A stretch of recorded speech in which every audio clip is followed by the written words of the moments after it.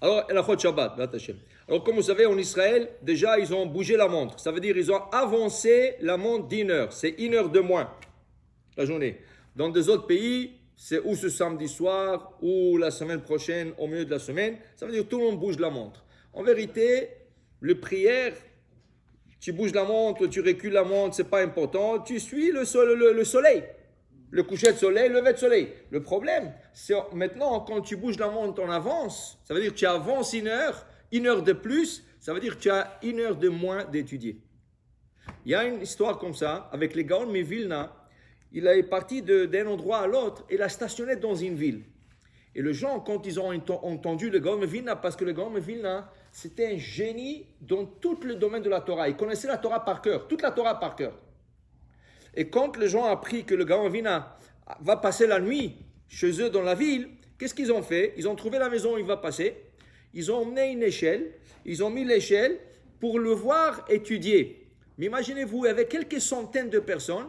Alors l'affaire était que chacun a le droit de monter sur l'échelle et rester là-bas pas plus que 2 secondes. 2-3 secondes. Rien que voir le Gaon Vilna étudier et descendre. Il y avait des centaines de personnes, tout le monde voulait le voir. D'abord, c'était Vayu enecha ro'otet morecha. C'était un grand mérite de voir un tzaddik comme ça. Et comme ça, étudier, il passe dans la ville, c'est quelque chose d'extraordinaire. La nuit est tombée, il a fait Arvi, tout ça, et les gens ont commencé à monter, voir, regarder. Wow. Vous savez, il y a une bracha. Baruch ata Hashem, Elokeinu melech haolam, shechalak michochmato lire'av. On dit une bracha sur un gaon comme ça, sur Rav Ovadia Yosef, sur des Rishon LeZion, des gens qui sont vraiment des grands érudits. Il y a une bracha. Shakadosh Baruch Hu chalak, il a partagé, ça veut dire il a donné un peu de sa chokhma à Yereav, à ceux qui le craignent. Le problème était, au milieu de la nuit, le Gaon Vilna se sentit fatigué. Alors il a dit, je vais me reposer. Il s'est endormi pour 3 heures. Jamais il lui est arrivé de passer la nuit comme ça. Quand il s'est réveillé, il se sentait mal. Comment j'arrivais? Alors il a dit, peut-être, c'est le mazal de cette ville. Il a mal pris. Donc, le lendemain, il a voyagé. Quelques mois plus tard, et encore, il est de passage.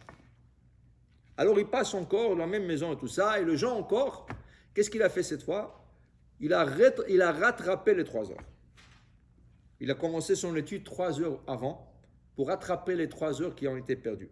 Alors c'est ça le problème. Quand on avance la montre, on recule. Quand on recule, on a une heure de plus à étudier. Mais quand on avance la montre, ça veut dire une heure de moins à étudier. Okay? Mais le Maïmonide, il dit, quand est le meilleur moment d'étudier la Torah, entre le jour et la nuit, c'est la nuit. Ou balaïla shiruimi. C'est la nuit qui est l'étude plus forte. Donc, alors nous, on va parler de quelque chose d'autre. On va parler d'allumage de bougies de Shabbat. Parce que quand le Shabbat il rentre plus tôt, ça veut dire que l'allumage de bougies de Shabbat est plus tôt. Okay? Maintenant, rien que vous sachiez, partout dans le monde, sans exception, partout dans le monde, on prend le coucher de soleil et on met 18 minutes avant, c'est l'allumage des bougies de Shabbat. Ça veut dire que dans tout le calendrier du monde, l'allumage des bougies de Shabbat est 18 minutes avant le coucher de soleil. Techniquement, tu aurais eu le droit d'allumer des bougies de Shabbat jusqu'à 1 minute avant le coucher de soleil. Mais c'est risqué. Parce que si tu le rates, tu rentres 1 seconde dans le Shabbat, tu as profané le Shabbat. 1 seconde. Alors là, dans le Maxime de Père, qu'est-ce qu'ils nous disent de faire? Ve'asu seyag la Torah. Faites de barrière à la Torah. Ça s'adresse aux Chamim. Faites de barrière à la Torah. Alors la barrière est qu'on doit allumer avant que le Shabbat rentre, on doit allumer les bougies de Shabbat. Pourquoi ils ont choisi 18 minutes? Dit le Gaon de Vilna, il a fait un calcul. Il va expliquer un verset. C'est écrit dans le verset. Veshameru bnei Israël et Shabbat, la asot et Shabbat le dorotam. Et Bnei Israël observeront le Shabbat, faire le Shabbat pour toutes les générations. Le Gaon de Vilna, il a posé la question.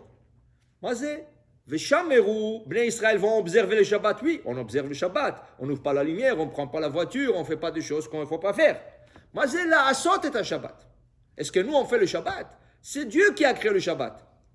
Asher bara Elohim, la'asot. C'est lui qui a. Pourquoi on dit la'asot et à Shabbat? Veshameru ben Israël, la'asot et Shabbat. Dit le Gaon Vilna, avec les 18 minutes qu'ils ont instauré pendant 54 Shabbats, l'accumulation de 18 minutes te donne une journée. Ça veut dire pas de 24 heures, mais là, une journée de 12-14 heures. Là, en respectant l'heure de l'allumage du bougie du Shabbat, tu as ajouté une journée dans le calendrier hébraïque.